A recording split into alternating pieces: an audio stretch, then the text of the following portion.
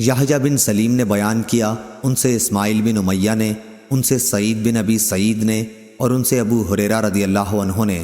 کہ نبی کریم صلی اللہ علیہ وسلم نے بتلایا کہ اللہ تعالیٰ کا فرمان ہے کہ 3 قسم کے لوگ ایسے ہیں کہ جن کا قیامت میں خود مدعی بنوں گا۔ ایک تو وہ شخص جس نے میرے نام پہ عہد کیا اور پھر وعدہ خلافی کی، دوسرا وہ جس نے کسی آزاد آدمی کو بیچ کر اس کی قیمت کھائی، اور تیسرا وہ شخص جس نے کسی کو مزدور کیا، پھر کام تو اس سے پورا لیا لیکن اس کی مزدوری نہ دی۔ صحیح بخاری حدیث نمبر 2270۔ ابو اسامہ نے بیان کیا، ان سے برید بن عبداللہ نے، ان سے ابو بردہ نے، اور ان سے ابو موسیٰ اشعری رضی اللہ عنہ نے کہ نبی کریم صلی اللہ علیہ وسلم نے فرمایا، مسلمانوں کی اور یہود و نصارہ کی مثال ایسی ہے کہ ایک شخص نے چند آدمیوں کو مزدور کیا کہ یہ سب اس کا ایک کام صبح سے رات تک مقررہ اجرت پر کریں۔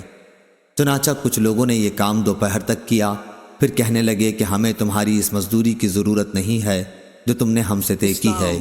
بلکہ جو کام ہم نے کر دیا وہ بھی غلط رہا۔ اس پر اس شخص نے کہا کہ ایسا نہ کرو، اپنا کام پورا کر لو اور اپنی پوری مزدوری لے جاؤ، لیکن انہوں نے انکار کر دیا اور کام چھوڑ کر چلے گئے۔ آخر اس نے دوسرے مزدور لگائے اور ان سے کہا کہ باقی دن پورا کر لو تو میں تمہیں وہی مزدوری دوں گا جو پہلے مزدوروں سے طے کی تھی۔ چنانچہ انہوں نے کام شروع کیا، لیکن عصر کی نماز کا وقت آیا تو انہوں نے بھی یہی کہا کہ ہم نے جو تمہارا کام کر دیا ہے وہ بالکل بیکار رہا، وہ مزدوری بھی تم اپنے پاس ہی رکھو جو تم نے ہم سے طے کی تھی۔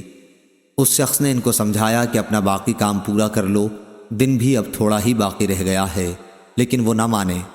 آخر اس شخص نے دوسرے مزدور لگائے کہ یہ دن کا جو حصہ باقی رہ گیا ہے اس میں یہ کام کر دیں۔ چنانچہ ان لوگوں نے سورج غروب ہونے تک دن کے بقیہ حصے میں کام پورا کیا، اور پہلے اور دوسرے مزدوروں کی مزدوری بھی سب انہی کو ملی۔ تو مسلمانوں کی اور اس نور کی جس کو انہوں نے قبول کیا یہی مثال ہے۔ صحیح بخاری حدیث نمبر 2271۔